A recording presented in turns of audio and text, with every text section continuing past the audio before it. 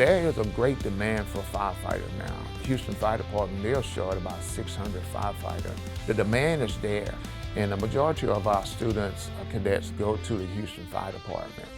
They actually get on the truck with the fire gear on, just like real firefighters. It's like real world from the beginning, like being at the fire station, the tone go off. They get to put on the gear as if they are at the fire station. We actually had their recruitment team to come out and talk to our students.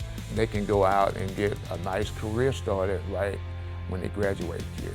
Fire service is a very rewarding career. You like helping people, saving lives, basically what firefighters do. You make a difference in someone's life. If you're interested in becoming a firefighter, a very rewarding career, come out and see us here at Houston Community College.